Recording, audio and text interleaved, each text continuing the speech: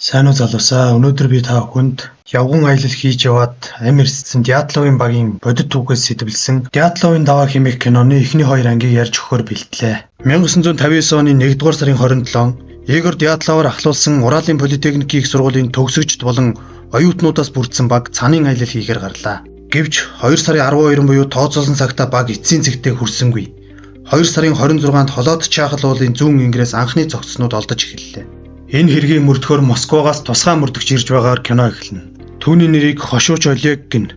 Ирсэн даруйдаа Олег хэргийг мөрдөж байгаа орон нутгийн прокурортой уулзан намайг Олег гэж л дууд. Хүмүүс чиний туслах гэж бодог. Нэг ч цаасанд, нэг ч протоколд миний тухай байж болохгүй гэж л. Маргааш нь 1079 дугаар өндөрлөг буюу хэргийн газартай танилцсан. Майхан нь бүтэн, эд зүйлс нь дотроо байх ба майхныг дотроос нь зүсэж гарсан байгааг мэдэв.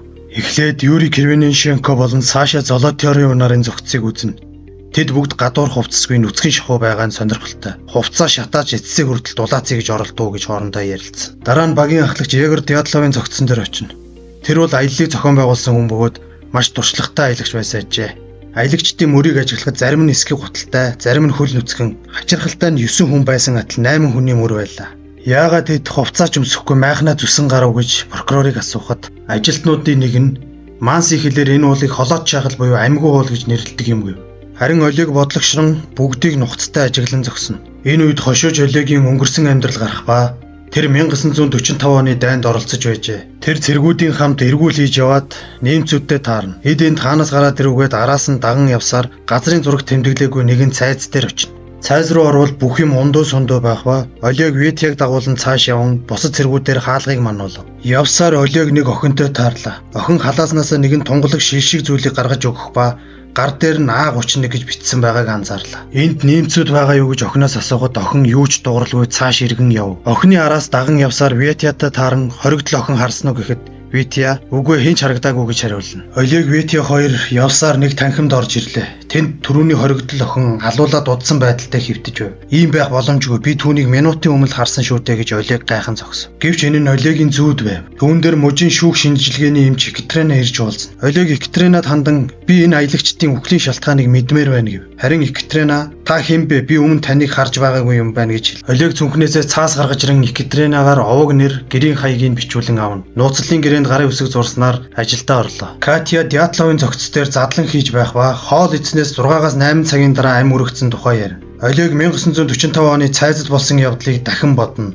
Цэргүүд нэгэн өгсөн герман офицерын өрөөнд орж ирсэн байлаа. Витя Гитлерийн зургийг авч өшөглөх бол Олег хоригдол охины тухайл бодон зогсно. Охины гар дээр байсан А31 гэсэн тоотой ижилхэн шүүгээ байгааг анзаарч нээж үзвэл дотор нь зурагнууд байлаа. Яг энэ мөчид өгсөн офицер босоод ирлээ. Олег айсандаа маш чанга хашгиран офицерыг буудаж гарав. Гаднаас Витя болон бусад цэргүүд орж ирэн чи чинь яач хав эн чин толгойдоо гатгсан гарны дайны том нүхтэй шүү дээ гэж хэлээд бид хэд хоног унтсангүй явцгаа гээд гэдрэг буцлаа. Катя задлан хийж дуусаад шарах шалбархаа онцгийн юм биш байна. Үхлийн шалтгаан осголт гэж тодорхойлов. Олег Катя хоёр хамт Свердловск явхаар болох ба онгоцны буудлын руу явах замдаа зарим зүйлсийн талаар ярилцсан машины толинд нэгээ ширтэн явцгаа. Свердловскт очоод Олег Катя гэрт нь хүргэж өгөх бол Катя түүнд хүүгийнхээ талаар ярина. Мөн 10 дахь залуу Дятловын багтаа аяллаа үргэлжлүүлээгүй нь түүнийг амьд үлдээлээ гэж хэлнэ. Үүнийг сонссон Олег юун 10 дахь залуу хинч надад хэлээгүй шүүтэй хэмээн гайхан цааш мужийн прокурортой уулзахаар явлаа. Харин түүнийг замаас нь мужийн 1-р нарийн бичгийн дарга Андрей гэж хүн тосон уулзаж ярилцсан. Чи энэ нутгийн хүн биш учраас чамд тусламж хэрэгтэй гэж хэлэхэд Олег зөвлөлтийн бүх хүн улсдаа туслах ёстой. Та юунаас ингэтлээ айгаа гэхэд би юунаас ч айдаггүй. Чи надтай яаж ярьж байна хэмээн Андрей уурал. Үзэгдэл солигдож амьд үлдсэн нэг хүн буюу 10 дахь залуу болох Юрий Юдэнгээс барьцаалт авч байна. Ямар шалтгаанаар аяллаа зогсоосон бэ гэхэд хөл өвдөөд хэдэн зуун километр алхаж чадахгүй гэдгээ ойлгосон.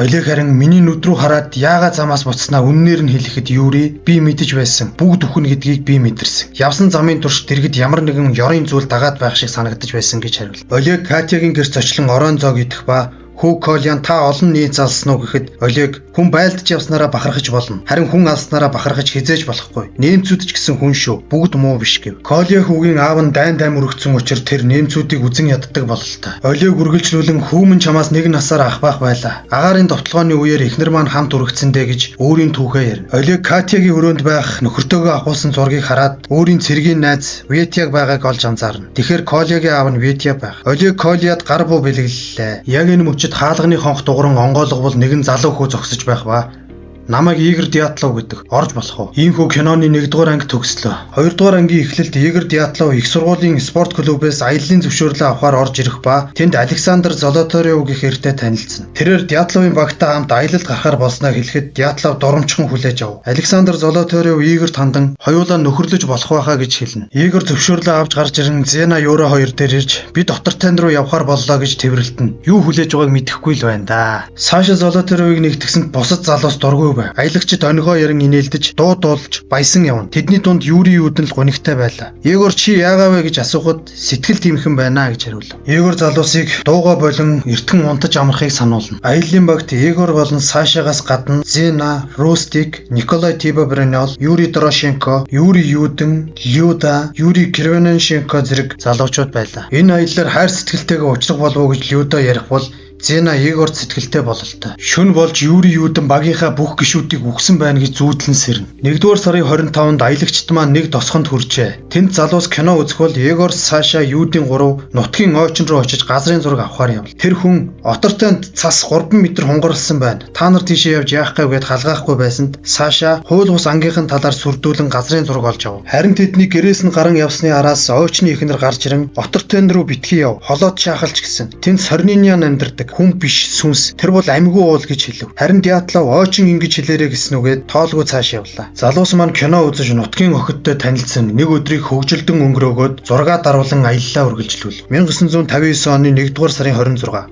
Дятловын баг үргэтгэхээс 6 хоногийн өмнө аялагчид явсаар мод бэлтгэлийн тосгонд ирэх ба тэнд хоноод хооллож унтлаад цааш явахаар болов. Мод бэлтгэгч нарын нэг нь Дятловт хандан та нартай цуг яваа энэ Саша гэдэг хүн онцгойгийн ажилтан байна. Сэрэмжтэй байсан нь дээр шүү гэв. Юри Юдэн Дятловт хандан сүнсний талаар ярихад зүгээр л мухар сүсэг гээд тоолгүй өнгөрөв. Шүн дунд бүгд унтаж байхад Дятлов босож Сашагийн бичиг баримтыг нууцаар үзв. Харин Саша сэрүүн байлаа. Өглөөн залуус замдаа гарсан ч Юри Юдэн хөлн өвдсөн учраас бусдаас хоцров. Дятлов Юрид хандан энд хэсэг амраад хөдөл бид нар хүлээж байгээд цааш явлаа. Тэд хойд зүгийн хоёр гих эзэнгөөс Зена өдрийн тэмдэглэл бичин суун. Дятлов Сашаг түлээнд явсан хойгоор бусадтай хандан Сашагийн тухай хэлэх бол бусд нь нотолгоогүй шүү дээ гэхэд Дятлов паспорт нь Саша биш Симон гэж байгаа нь нотолгоо биш үү гэв. Залуусыг ийм маргалтан байхад гаднаас Саша орж ирээд өөртөө шудраг байж чадахгүй бол нөхөддөө шудраг байж чадахгүй гэв. Дятлов хариуд нь тэгвэл би шудраг асууя. Та шудраг хариул гэхэд Саша асуух зүйлийг чинь мэднэ. Миний нэр бол Симеон. Саша гэж миний даргын нэр гэж хэлнэ. Үзэгдэл солигдож Сашагийн дайнд өнгөрүүлсэн үеийг харуул. Саша